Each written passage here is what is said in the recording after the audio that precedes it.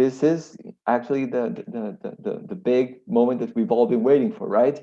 When Lord Vamana is becoming huge, and not just huge, but he's becoming the universal form.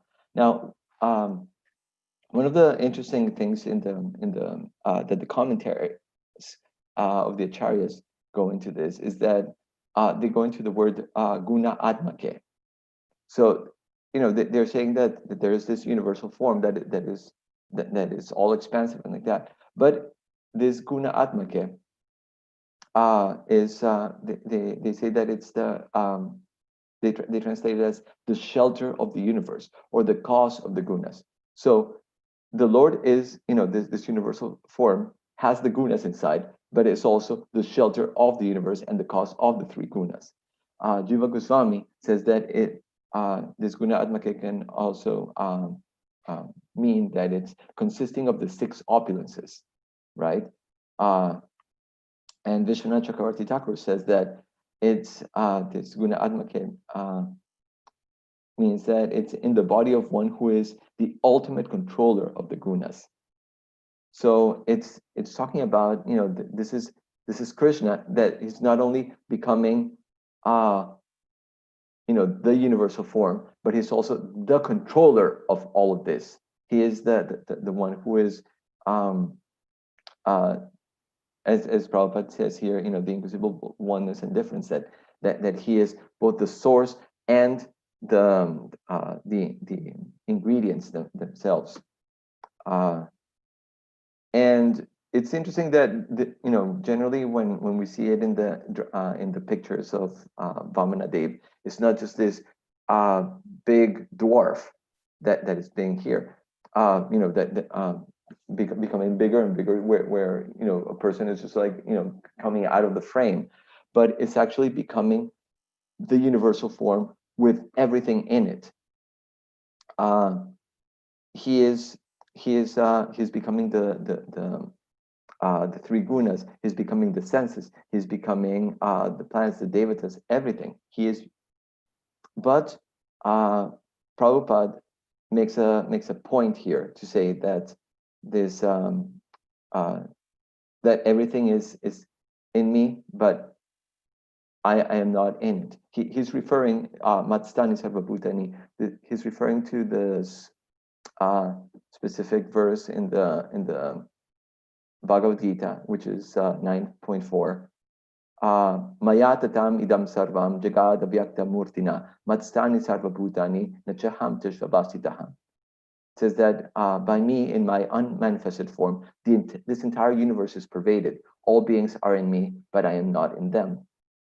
And in the purport to that verse, Prabhupada goes into talking how the Lord is spread everywhere by his energies. That this is the Achintya Beta Tattva understanding, that the Lord just is not that they have this difficulty in Indian philosophy, which is, well, the pot is made of earth. So was the pot previously in the earth, or is the earth within the pot? So they have this difficulty there, and some people will choose one, then will choose the other. Is the cause in the effect, or is the effect in the cause? The way that the Vaishnava acharyas, specifically the ones in Sri Chaitanya Mahaprabhu's line, explain this, is the idea of the Shakti Parinamabad, which is the idea that there's a Lord, and he has multifarious energies. With these energies, he's able to transform and do all of these things, but he is still one and the same. He doesn't change. He is still, but his energies will change and will do all sorts of things. And he has three main energies, which is the internal energy, the external energy, and the marginal energy. And this marginal energy, which is the jivas, it can go towards this superior energy, which is the spiritual, or it can be it can go towards the inferior energy, which is the material energy. Now, it's interesting now that, talking about this universal form, because in here the Lord is going to basically conquer the whole universe by showing Bali Maharaj his big opulence. He's showing him his grand splendor as a big controller. But when and he did so also with Arjuna. What was the response of Arjuna and Bali Maharaj when they saw this universal form? It was like awe and reverence, and they they went to praise the Lord because of it. But we see how different people will interact differently with this universal form. So Bali Maharaj and Arjuna, because they're devotees, they and when they saw this universal form, they just folded their hands and they paid their obeisances and offered prayers to the Lord. But Duryodhan, he also saw this, didn't he? He also saw this universal form. Because he was not a devotee, what was his reaction to it? This is just a trick. This Krishna is just a magician. These are just optical illusions. So depending on the state of our heart, we're going to reciprocate with the Lord in a different way. And the Lord is giving mercy to everyone, but how are we taking it, right? And it's interesting because when Lord Krishna also showed this universal form to Mother Yashoda, her reaction was also very different. She did not fold her hands. She did not say, this Krishna is a magician. Who cares about that? But she started thinking like, oh my God, is there something wrong with me? And as Dinabandhu Prabhu said in a couple of weeks ago, during the special that the Bhakti Center did on the 9 process of devotional service, he was saying when Mother Yashoda saw this, she got some cow urine and some cow dung, and she started smearing it all over Gopal, so that he would be protected, from anything like that. So Krishna, looking at himself, just like being, like covered in cow urine and cow dung, he said, "You know what? I'm never showing this form again here in Vrindavan." I show this universal form, and this is what I get. I'm not showing it more. Hilarious. So, outside of Vrindavan, I'll do it. not here in Vrindavan. So the Lord, when He shows this big universal form, everybody will look at it. So the question is, what is in our heart?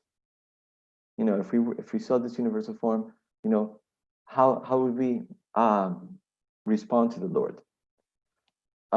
We see, for example, that people in this world, what their response is when they see the not the universal form, but at least when they see this a little bit of this manifestation of the universe, they try to compete with the Lord by building something bigger. Right now, we're seeing this race to build bigger and bigger rockets to go to the moon and to Mars. And what is the idea? To conquer the other planets. We want to conquer the other planets. I believe that the latest rocket that they are developing, the Starship and the Super Heavy Booster, which is made by SpaceX, by Mr. Elon Musk, is going to be about 120 meters high. That's 400 feet, or imagine a 37-story high rocket, 37-story, and it will be able to propel 150 tons of cargo. So this is pretty big, and the idea is let's build bigger, let's build bigger. But what happened when there was this race between Hanuman and this witch, right? This monster that he encountered when he was traveling to the island of Sri Lanka. He was traveling, full speed, and suddenly this monster, opened its mouth so that so that she could engulf, so that she could eat Hanuman, and Hanuman became even bigger, and then she became even bigger, and then Hanuman became even bigger, and this was going on and on and on, and then Hanuman just became very, very small. He just became super, super small because he saw like there's no end to this. This witch there that was competing in size with him. She had been given a benediction by Lord Brahma that nobody would be able to pass her, and that she would be able to eat whatever would come. So Hanuman saw like, I can't beat this thing. So he just became very, very small, went into the mouth, came out of the mouth, and by that satisfied the boon of I believe it was Lord Brahma, and then he was able to go on. So the idea in that the lesson that some of the acharyas from the Sri Sampradaya say that there is within in this is that he, by becoming small, they were trying to compete like I am bigger, I'm bigger. By he becoming humble, he was able to defeat this demon. We're trying to compete with God, but actually, when we become humble, that's when we can advance in our life. We will. There's no way to defeat the material energy. The material energy is just way too powerful. We're absolutely insignificant. The Lord says, that this divine energy, consisting of the modes of material nature, he says it's my energy. He says that this is my energy. So if it's an energy of the Lord, if it's one of His potencies, we cannot overcome it. We try to overcome old age. We try to overcome disease. We try to overcome so many things. This is material nature. We just have to become humble and actually surrender to the Lord, and in that way we can conquer over death. So let's go a little bit into this purport of Srila Prabhupada in 9.4, because again he says in this purport that it's not just like in the purport of today's verse. It says that the Lord does not lose his personal existence, and the example that he gives is that of a king and the king's energy. It says that a king, he is not necessarily everywhere in his kingdom at all times, but he has all of these governmental departments that is his energy. So his power is there within all of that, and in that way he explains this idea of the Shakti Parinamabad, which is the idea that the Lord and his energies are one and different, and that the Lord works through his energies, right? And he said that this shows that there is not that the Lord becomes the creation, losing his identity himself. Sometimes the scientists they like to do these kind of tests, right? They will put some virtual reality in a person's in a person's point of view, right? And they will change that point of view of a person so that he can, for example, that person can see him or herself in the back. So they will put a camera in the back, and they will put this virtual reality on the person. So then that person sees him or herself from the back, right?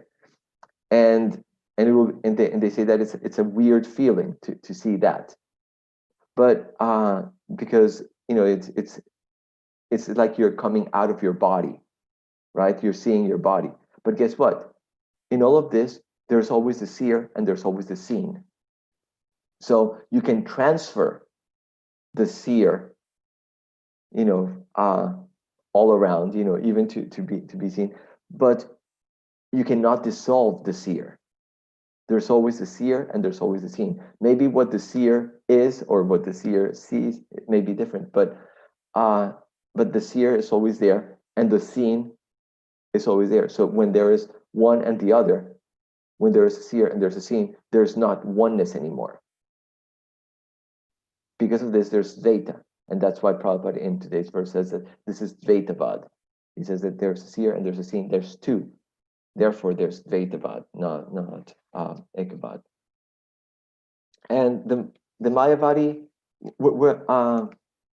where does this come from? It comes from the Mayavadi knowing. He said he knows that Prakrityarki Manani Gunakarmani Sarvashaha Ahankara Vimudatma Kartahamiti Manyate. He knows that the problem is that we're thinking that we're the doers, right? The Mayavadi knows this, that we're thinking that we're the doers while everything is actually being carried out by the modes of material nature.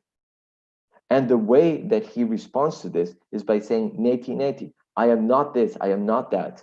I am not this controller. I am not the one who's doing. Everything is being done by the modes of material nature.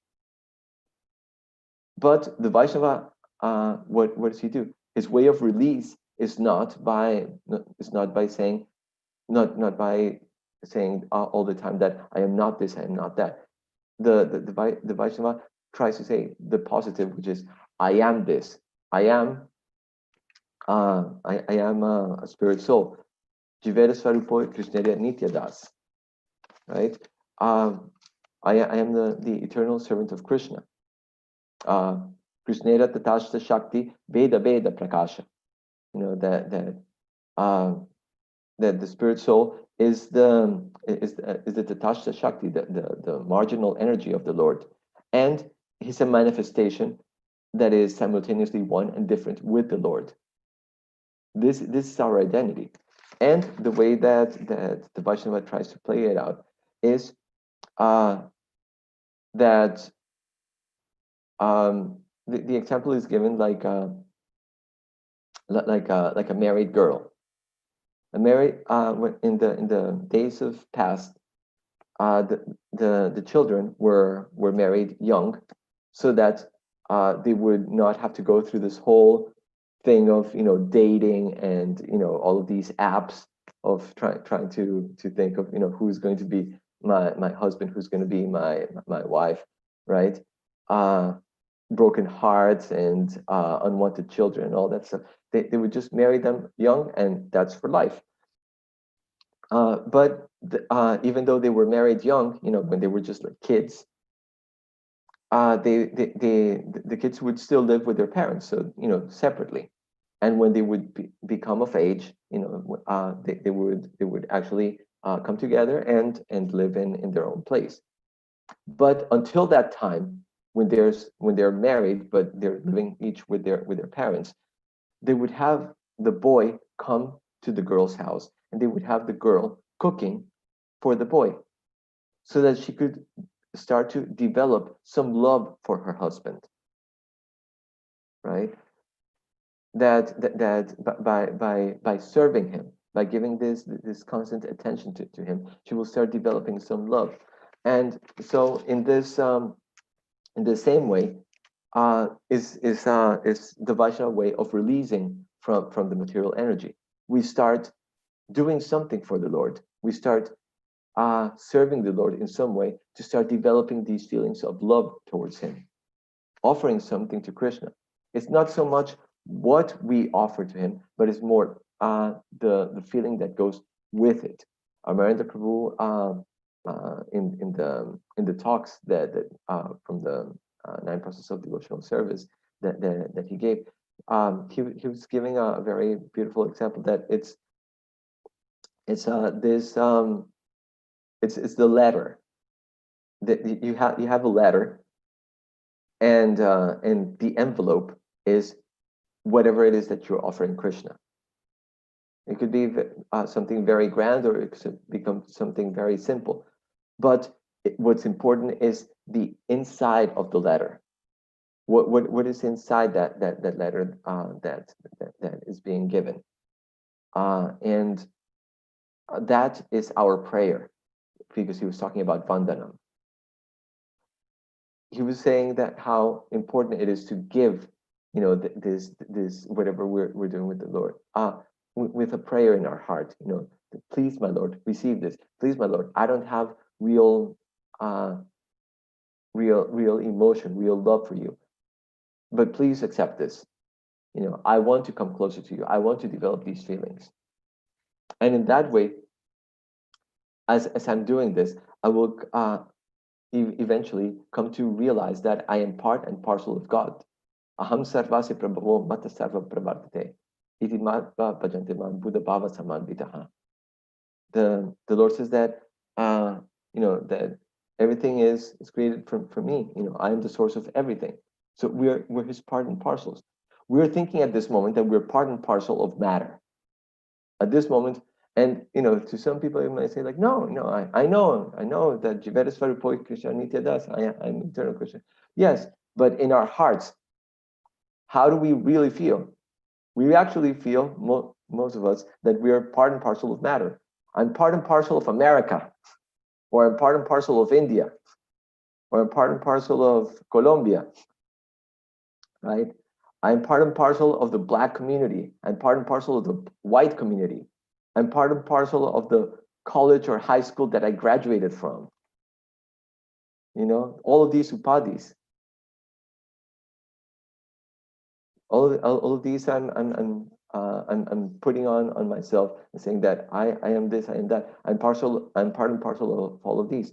But as we offer to the Lord, as we offer all these things, then that idea of being part and parcel of matter starts to fade away. And the idea that I am servant of Krishna starts coming more to the front. The Vaishnava Gurus, they give us the title Das to remind us who we are. We're at the time of initiation, either Das or Dasi. So that when we do activities, we're remembering this. I am doing all of my activities with the idea that I am Das. Whether I'm doing something, a huge project, or even a small little, service like sweeping the temple room like that, I am remembering that I'm doing this as a servant. An example is given of Rasikananda. Rasikananda, he lived in Orissa, and it is said that there was this Muslim king who really was very much antagonistic towards him, and there was this elephant coming in and destroying the whole city. It was a mad elephant. It was just like out of control. There's nothing more destructive than a mad elephant, running through a city. That mad elephant was just like going everywhere, and the king said, okay, throw in Rasikananda there. If he is such a great sadhu as he claims that he is, then he'll save the day. But if he's not, then we'll get rid of this bogus sadhu. So Rasikananda went there, and the elephant came charging straight towards him. And Rasikananda, it is said he also went straight towards the elephant. So it wasn't that Rasikananda was like, oh my God, what am I going to do? Where am I going to hide? No, he went straight to the elephant. And as soon as they came close to each other, the elephant stopped. And it is said that the elephant kneeled, and with tears in his eyes, he just prostrated himself to and then Rasikananda took his, the big elephant ear, went under it, and he told the elephant, "You're Krishna Das. You're the eternal servant of Krishna. You." And he initiated him with the mantra and gave him the name Gopal Das. He initiated the elephant, and now this elephant, he stopped, he stopped his madness. This madness of the elephant is something that just happens from time to time in an elephant's lifetime, where they just lose it. Suddenly they just lose it. So when Vasikananda initiated him, he just completely, his madness went away, and he became an eternal servant of Krishna. So this shows, that the spirit soul is always the eternal servant of Krishna. He is always there to serve, whether we're in one body or another. And for this reason, the deities are so important, because they give us a chance to act with the mood that we cultivate as we hear and chant. So when we're hearing, when we're chanting, we're developing this mood of, I'm asking Krishna, please engage me in your service. Please engage me in your service. I hear about all of these beautiful narrations, and I hear, of the wonder and magnitude of God and of His sweetness and all that. So now I'm developing these feelings of, I'm the servant. But then we need the deities to actually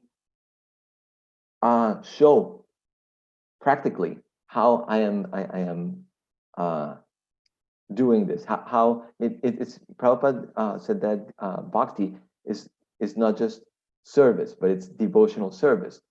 And then and that it's not just devotion, it's devotional service. It's something that is very practical, and it's something that is shown.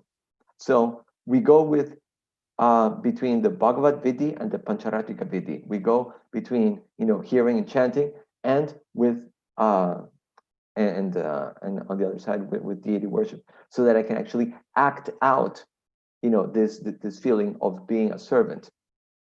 As a contamination of being part and parcel of matter goes away, then we will actually transfer this Vaidhi Bhakti of just doing rules and regulations for the deity into actually a Raganuga Bhakti, where we come to love the deity. In the beginning, we may have to do things out of, okay, I have to get up, I have to, do offerings, I have to and just because my spiritual master told me that this is good for me. Okay, that's good. But then we're going to start feeling joy out of doing things for the deity. Like, if anybody has ever bought things for the deity, it's so pleasing. It's sometimes even you can feel that is more pleasing than even shopping for ourselves. Just thinking of, oh yeah, this will look so nice on the deity. I remember that was the feeling that I got when Vasudev Prabhu asked me when I was in Vrindavan, can you buy these sort of things for Radha Murlidhar, in the Loi Bazaar there. So I went, and I don't like shopping at all, but I was so happy to do this for the deities. Or some people, may feel that this joy of doing something for the deity when they're cooking something nice on a special day, on a festival. Let me cook something special for the deity today. So Srila Prabhupada, we heard the story that he was asking the deities, "Are you getting dressed nicely every day?" When he came to a temple one day, he started just asking the deities, in very inaudibly, just himself. But at Tamal Krishna Maharaj, he was able to hear that Maharaj that Srila Prabhupada was asking the deities, like, "Are you getting dressed nicely every day? Do you get nice bhoga offered every day? And are they putting you to rest and waking you up on time?" Srila Prabhupada was talking to the deity, and he was getting response from the deity as well. Because later, when the temple president, told him, "Oh, here's the report and of how we're doing," and he said, like, "Yeah, I know." He said, "How do you know?" "Krishna told me."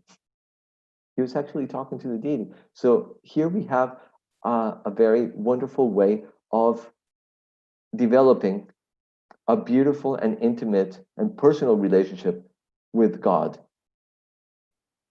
And it's by winning the deity's hearts with our actions. Our actions showing that love that we have for them. It is 7:53, and I would like to leave a couple of minutes for questions or comments or jokes, if anybody wants to make any. Thank you so much, bro. I really loved so many of the points. I especially loved the comparison of different devotees seeing or different persons seeing universal form, and especially Krishna's decision of not showing anymore in Vrindavan, not showing universal form, and also various other points. I'm extremely grateful to hear you. Everybody is actually unmuted, and if you would like to add a comment or a joke, as Prabhuji said, or we can have some discussion until the darshan opens. Thank you all. Hare Krishna. Bless you, bro.